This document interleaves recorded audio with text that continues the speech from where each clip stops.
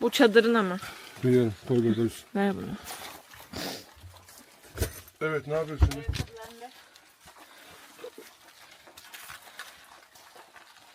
Evet. Şimdi ortalık battı çok fena.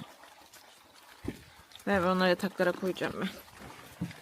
Böyle şunu kıttıralım. Şimdi kapatıyoruz bakalım hadi sonumuzu. Son halimiz. Şu an telefondan devam ediyoruz. Kameramızın şarjı bitti. Bir yağmur yağdı, babam sırılsıklam şu an tepeden tırnağa.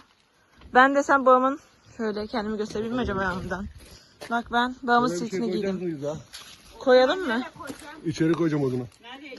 Buraya bizim çantalarımızı koyabiliriz şu arkaya. Hafif ya onlar. Bir de kıyafetleri, çorapları alacağız. Ben gireyim mi içeri? Ama onu şuraya koy, çöpe atma bir. Şuraya koy. Anne o ayaklı kaldırmasın ve içeri gireceğim. Oraya mı koyacağız şimdi? He? Onu değil şuraya diyor. Şuraya. Anne şunu tut çeksen. Güzel yarım. Ekranı. Tamam ben içeri girip size verecekleri vereceğim. Sen o trafiği çek olanları anlat anne. Yağmurlu bir günde nihayet toparlandık. Bunda laptop var arka koltuğa. Hiçbir şey görmüyorum şu anda. Evet çünkü berbat işte. Şunları alsın. Montlar daha var, kıyafetler. Kablo burada kalabilir. Bu çantalar gidecek. Şunlar. Ne vereyim abla? Baba.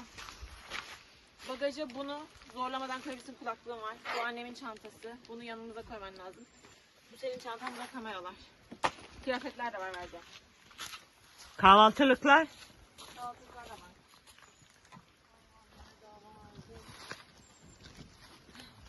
Anne, Efendim. sen ne yapıyorsun?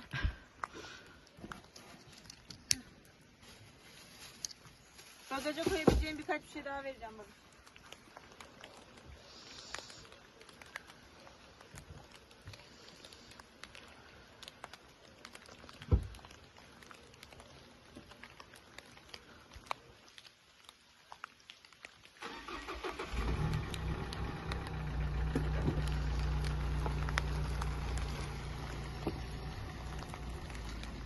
Bizi izlediğiniz için çok teşekkür ederiz.